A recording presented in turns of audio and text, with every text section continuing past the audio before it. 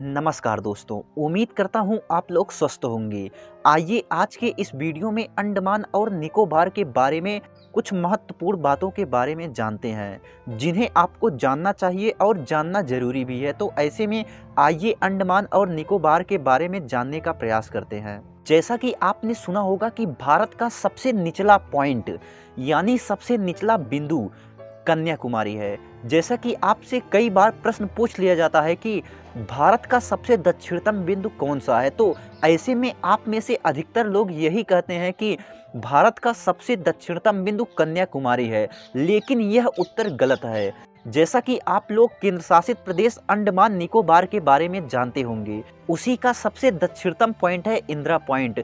ऐसे में यदि आपसे पूछा जाता है कि भारत का सबसे दक्षिणतम बिंदु कौन सा है, तो ऐसी स्थिति में इंदिरा पॉइंट होगा। और यदि आपसे पूछा जाता है कि भारत के मुख्य भाग का सबसे निचला पॉइंट कौन सा है, तो ऐसी स्थिति में आप कन्याकुमारी को कहेंगे। जैसा कि अंडमान निकोबार भारत का केंद्र शासित प्रदेश है, जो कि आपको बंगाल की खाड़ी में देखने को मिलेगा।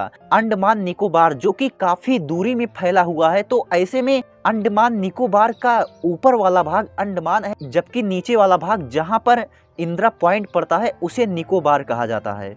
जैसा कि इस केंद्र शासित प्रदेश में दो प्रमुख ज्वालामुखी है, बैरन और नारकुंडम। नारकुंडम जो कि अब शांत हो चुका है, यानी कि अब वहां से ज्वालामुखी नहीं फूटता है, जैसा कि बैरन ज्वालामुखी अभी भी सक्रिय है। जैसा कि इन्हीं ज्वालामुखी के कारण वहां पर ज्वालामुखी फूटता रहता है, जिसके कारण वहां का पानी काला हो गया है। अंडमान और निकोबार पर ब्रिटेन वालों यानी अंग्रेजों का कब्जा था। जब वहां अंग्रेजों का कब्जा था, तब अंग्रेजों ने वहां पर एक महल बनवाया था, जिसका नाम सेलुलर पैलेस था, लेकिन वहां मच्छरों ने आतंक मचा दिया था। ऐसे में वहां पर रहना सुरक्षित नहीं था, जिसके कारण इस सेलुलर पैलेस को बदल करके एक जेल बना दिया गया, जिसे ही काला पानी कहा जाता है। जैसा कि आपने सुना होगा कि किसी को काला पानी की सजा हो गई है, तो काला पानी यही है।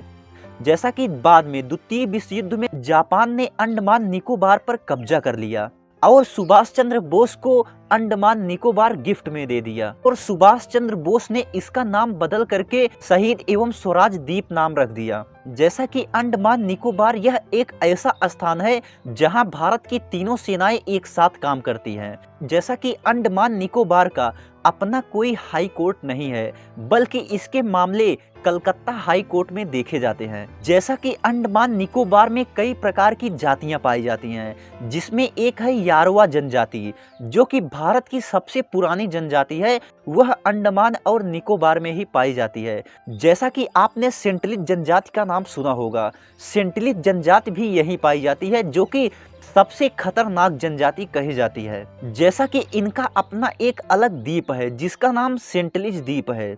इन दोनों जनजातियों के साथ साथ यहाँ सेम्पेन जनजाति भी पाई जाती है। और अंडमान निकोबार भारत के केंद्र शासित प्रदेशों में अंडमान निकोबार में सबसे ज्यादा जंगल पाए जाते हैं। और राज्यों की बात की जाए तो उसमें मिजोरम, जैसा कि अंडमान और निकोबार के ऊपरी क्षेत्र में एक द्वीप है जिसका नाम कोको आइलैंड है। कोको आइलैंड को पंडित जवाहरलाल ने म्यांमार को दे दिया। ऐसे में आप लोगों को यह टॉपिक कैसा लगा हमें अवश्य बताएं। मिलते हैं अगले वीडियो में ऐसे ही बेहतरीन टॉपिकों के साथ, तब तक के लिए धन्यवाद।